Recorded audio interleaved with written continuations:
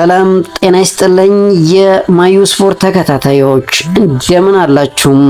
ዛሬ ምሽት ዓለም ሁሉ በጉጉት የሚጠብቀው አንድ ጨዋታ ይደረጋል። ትላንትና ስፔንን ከፈረንሳይ ያገናኘው ጨዋታ በድንቅ ታክቲካል፣ በድንቅ የጨዋታ አቀራረብ በዝምተኛው ሉዊስ ዴላ ፎንቴን እየተመሩ ስፔኖች ለዋንጫው አልፈዋል። ዛሬ ተጋጣሚያቸውን ለማወቅ ምሽት 4 ሰዓት ሁሉም ሰው አይኑን ወደ አንድ ጨዋታ ያማትራል። ይህ ጨዋታም ተራ የ90 ደቂቃ ፍልሚያ አይደለም። የክብር፣ የታሪክ፣ የፖለቲካና የበቀልም ጨዋታ ነው እንጂ። ለመሆኑ ይህ ፍልሚያ እንዴት ተጀመረ? በሁለቱ ሀገራት መካከል ያለው የጂኦፖለቲካዊ ውጥረትስ ምንድነው? ማራዶና፣ ቤካም፣ ሲሞኔ የዚህ ጨዋታ ታሪክ እንዴት ቀየሩት? ዛሬስ ምን እንጠብቅ? በሃሪኬን የሚመራው ወይስ ደግሞ በሊዮኔል ሜሲ የሚመራው ክለብ ለስፔን ተጋጣሚ ለመሆን ፍልሚያውን ያሸንፋል የሚለውን እነግራችኋለን። እስከ መጨረሻው ድረስ አብራችሁ እንድትሆኑም በአክብሮት እንጋብዛለን። የዚህ ባላጋራነት ዋነኛ ሞገድ ፖለቲካ ነው። እንደ ኢሮፒያን አቆጣጠር በ1982 በሁለቱ ሀገራት መካከል የፎክላንድ ደሴቶች ወይም አርጀንቲናዋን ማልቬስ የሚሏት ይገባኛል ጥያቄ ሳቢያ የ74 ቀን ደም አፋሳሽ ጦርነት ተካሂዶ ነበር። እንግሊዝ ጦርነቱን አሸንፋም ደሴቶቹን ስትቆጣጠር ከ650 በላይ የአርጀንቲና ወታደሮች ሕይወታቸውን አጥተዋል። ይህ ቁስል በአርጀንቲናውያን ልብ ውስጥ ሁሌም የሚደማ ሲሆን እንግሊዝን በጦር ሜዳ ማሸነፍ ባይችሉም በእግር ኳስ ሜዳ ለመበቀል ያላቸውን ተነሳሽነት በቢሊየን እጥፍ ጨምሮታል። ሁለቱ ቡድኖች በዓለም ዋንጫ ታሪክ ውስጥ በአጠቃላይ 5 ጊዜ የተገናኙ ሲሆን እያንዳንዱ ጨዋታ የራሱ የሆነ ትልቅ ታሪክ ጥሎ አልፈዋል። መነሻው በ1966 እንግሊዝ ባዘጋጀችውና ባሸነፈችው የዓለም ዋንጫ ሩብ ፍጻሜ ተገናኝተው እንግሊዝ 1-0 አሸነፈች። ጨዋታውም በከፍተኛ ግጭት የተሞላ ነበር። አርጀንቲናውያን ካፒቴን አንቶኒዮ ራትሊን በካርድ ከሜዳ ሲወጣ እምቢ በማለቱ በጨዋታው ለደቂቃዎች ተቋርጦ ነበር። ከጨዋታው በኋላ የእንግሊዙ አሰልጣኝ አልፍ ራምሴ አርጀንቲናውያን እንስሳት ሲሉ ጠሯቸው። ይህ ባላጋራነቱን የበለጠ አባባሰው። በ1986 የግዜሮች እና የክፍለ ዘመኑ ምርጥ ጎብ እንግዲህ ከፎክላንድ ጦርነት 4 ዓመታት በኋላ በሜክሲኮ የዓለም ዋንጫ የተገናኙበት ይህ ጨዋታ በታሪክ ትልቁ ነበር። ዲያጎ አርማንዶ ማራዶና በአንድ ጨዋታ 2 የማይረሱ ታሪኮችን ሰራ። የኤግዜሬጅ ወይም ሃንድ ኦፍ ዘ ጋድ ግብ ማራዶና በእጁ በመንካት ያስቆጠራት አስገራሚ ግብ ነበረች። ክፍለ ዘመኑ ምርጥ ግብ ጎል ኦፍ ዘ ሴንቸሪ ማራዶና ከመሃል ሜዳ ተነስቶ 5 የእንግሊዝ ተከላካዮችንና ግብ ጠባቂውን ጨምሮ አታሎ ያስቆጠራት ድንቅ ግብ አርጀንቲና 2-1 አሸነፈች። ማራዶና ከጨዋታው በኋላ ጦርነቱን በሜዳ ላይ የተበቀልንበት መስሎ ተሰምቶኛል ሲል ተናገረ። በ1998 ዴቪድ ቤካም ቀይ ካርድ ያየበት ሌላው ታሪክ ነበር። በፈረንሳይ የዓለም ዋንጫም በጥንካሬያቸው ሁለቱ ክለቦች 2-2 ተለያዩ። አርጀንቲናም በፍጹም ቅጣት ምት አሸነፈች። በጨዋታው የሚታወሰው የአሁኑ የአርጀንቲና አሰልጣኝ ዲያጎ ሲሞኔ በሰራው ተንኮል ዴቪድ ቤካም ቀይ ካርድ አይቶ በመውጣቱና እንግሊዝ ከውድድሩ ውጪ እንድትሆን ምክንያት በመሆኑ ነበር። ቤካም በሀገሩ ሕዝብ እንደ ከፍተኛ ውግዘት ደርሶበት ነበር። በ2002 ግን የቤካም በቀል ቀጠለ። በጃፓንና ደቡብ ኮሪያ ዓለም ዋንጫም በምድብ ጨዋታ የተገናኙት ሁለቱ ቡድኖች በእንግሊዝ 1-0 አሸናፊነት ተጠናቀቀ። ግቡን በፍጹም ቅጣት ምት ያስቆጠረው ከ4 ዓመታት በፊት በቀይ ካርድ የተሰናበተው ዴቪድ ቤካም ነበር። ሁለቱ ክለቦች በአጠቃላይ 15 ጊዜ ሲገናኙ እንግሊዝ 6ቱን በማሸነፍ ከፍተኛውን ትወስዳለች።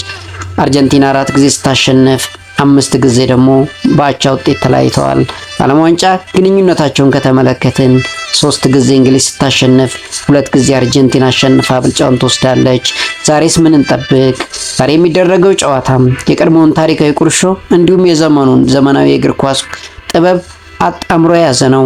የታክቲካል ፍልሚያ የአርጀንቲናውያን የማይቋረጥ ፍላጎት፣ ትጋትና ቴክኒካል ብቃት ከእንግሊዞች ፈጣን ስልታዊና ጉልበት ላይ ከተመሰረተ ጨዋታ ጋር የሚጋጭ ይሆናል። ከታሪክ አንጻር ጨዋታው ከፍተኛ ውጥረት ስላለው ራሱን መቆጣጠር የሚችለውና ስሜታዊ የማይሆነው ቡድን የባለድል እንደሚሆን እና ከፍተኛ እድል እንዳለው ይገመታል። የኮከቦች ፍልሚያ በሁለቱም በኩል የዓለም ኮከቦች እንዳሉ ይታወቃል። በአርጀንቲና በኩል ጁሊያን አልቫሬዝ፣ ሊዮኔል ሜሲ፣ ላውታሮ ማርቲኔስ ይጠበቃሉ። በእንግሊዝ በኩል ሃሪኬን፣ ጁድ ቤሊንግሃም እና እነ ዴክላን ራይስንም ጭምር የያዘችው እንግሊዝ ትጠበቃለች። ታሪክ የሚሰራበት በቀል የሚፈጸምበት ወይስ አዲስ ታሪክ የሚፈጸምበት ምሽት? የፎክላንድ ጦርነት ትውስታ፣ የማራዶና ድንቅ ታሪክና የቤካም በቀል ያለፈበት ይህ ፍልሚያ ዛሬስ ምን ያስመለክተን ይሆን? ውድ ተመልካቾቻችን የእናንተን ግምት ምንድን ነው? ዛሬ ምሽት ፈገግ የሚለው የአርጀንቲና ደጋፊ ወይስ የእንግሊዝ?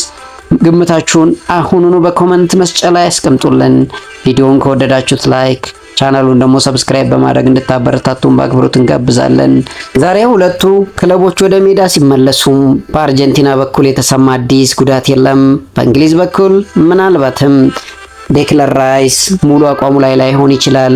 ሌላው ጃሬድ ኳንሳም በቅጣት ምክንያት አይሰለፍም። ጆርዳን ሄንደርሰን በጉዳት ምክንያት የለም። ሜሲን ዝምተኛው ገዳይ ነው ያለው የሶስቱ አናብስት ዋና አሰልጣኝ ቶማስ ቱኬል ከዛሬ ምሽት ጨዋታ በፊት በሰጡት አስተያየት ሜሲን ለመግለጽ ቃላት የሉኝም ሲሉ ተናግረዋል። ስለ እሱ ለማውራት እኔ ማን ነኝ ሲሉ ራሳቸውን የጠየቁት ቶማስ ቱኬል እሱ መሪ ነው፣ የትኛውም ቡድን ሲጫወት ደግሞ ቁልፍ ተጫዋች ነው ሲሉ ተናግረዋል። ምኞታቸውን የገለጹት አሰልጣኙ ምናልባት ሜሲ ጉንፋን ይዞት በጨዋታው ባይኖር እመኛለሁ ሲሉ ተደምጠዋል። ሊዮኔል ሜሲ ዝምተኛው ገዳይ ነው፣ እየተራመደ ጨዋታዎችን ሊጨርስብክ ይችላል ሲሉ ቶማስ ቱኬል ስጋታቸውን ተናግረዋል። ጨዋታው ትልቅ መሆኑን የጠቆሙት ቶማስ ቱኬል በሁለቱ ታላላቅ እግር ኳስ ሀገራት መካከል የሚደረግ ጨዋታ ነው ሲሉ ይናገራሉ። የአርጀንቲና አሰልጣኝ በበኩላቸው የዓለም ሻምፒዮን አርጀንቲና አሰልጣኝ ሊዮኔል ስካሎኒ የቀድሞ እንግሊዝ ብሔራዊ ቡድን ተጫዋች ስለ አርጀንቲና የሰጡትን አስተያየት ተችተዋል። ያሉትን አላየሁትም ሲሉ የተናገሩት ስካሎኒ ነገር ግን ማሰልጠን ሳቆም የትኛውም ተጫዋች አትችልም፣ የትኛውም ሀገር ተጫዋች ቢሆን አላደረገውም ብለዋል። አሰልጣኙ አክለውም ተጨማሪ ሀሳብ ከመስጠት ሲቆጠቡም ብሔራዊ ቡድናችን ለማገዝ ያደረኩት ተግባር እንደሆነ አስባለሁ ሲሉ ተናግረዋል። ደጋፊዎቻቸው ባሳለፉት መልእክት እስከ መጨረሻዋ ደቂቃ ያለንን ሁሉ ለመስጠት ዝግጁ ነን ሲሉ ተናግረዋል። ዓለም ዋንጫ ፍጻሜ ለማለፍ ዛሬ በሜዳ ላይ ያለንን ሁሉ እንሰጣለን ሲሉ አሰልጣኝ ሊዮኔል ስካሎኒ ተናግረዋል። ይህን ጨዋታ ማን ያሸንፋል? ይህን ጨዋታ ማን አሸንፎ ለስፔንን ለመግጠም እሁድ ዕለት ይፋለማል? በፊፋ በዓለም ዋንጫው ላይ በተጫዋቾችና በአሰልጣኞች ላይ ቅጣት ሊጥል እንደሆነም ዘገባዎች እየወጡ ይገኛሉ።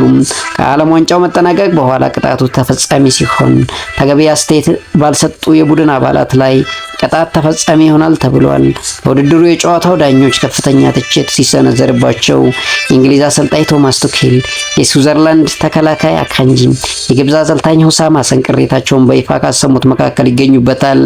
ፊፋም ከዓለም ዋንጫው መጠናቀቅ በኋላም ከዳኞች የሚቀርቡለትን ሪፖርት ተመርኩዞ ቅጣት ተግባራዊ የሚያደርግ ይሆናል ተብሎ ይጠበቃል። ዛሬ ሁለቱ ቡድኖች ሲጫወቱስ ምን ይፈጠር ይችላል የሚለው የሚጠበቅ ይሆናል። ሊዮኔል ሜሲ፣ ጁድ ቤሊንግሃም፣ ሃሪኬን ለኮከብ ጎል አግቢነት አሁን እየታገሉ ይገኛሉ። ሊዮኔል ሜሲ በ8 ሃሪኬን እና ጁድ ቤሊንግሃም በ6 ይከተላሉ። እንግዲህ ትላንትናም ኪሊያን ምባፔ ከጨዋታው ከውድድሩ መሰናበቱን ተከትሎ አሁን ሊዮኔል ሜሲ ብቸኛው የወርቅ ጫማ ተፎካካሪ ይሆናል። ዛሬ አንድ ጎል የሚያስቆጥር ከሆነና ጁድ ቤሊንግሃም እና ሃሪኬን ከ2 እና ከ3 በላይ ጎል የማያስቆጥሩ ከሆነም የወርቅ ጫማው አሸናፊ አንጋፋው ሊዮኔል ሜሲ ይሆናል። ውድ የቻናላችን ተከታታዮች ዛሬ ሊዮኔል ሜሲ ጎል ያስቆጥራል ወይ? ግምታችሁን በኮመንት ሴክሽን አስቀምጡልን። ይህንን ጨዋታ ምሽት 4 ሰዓት ሲል በጉጉት ዓለም ሁሉ ይጠብቀዋል። እናንተም እንደምትጠብቁት ባለሙሉ ተስፋ ነኝ። የምንዝናናበት የምንደሰትበት ጨዋታ እንዲሆንልን ግን ከወዲሁ እመኛለሁ። መልካም ቀን።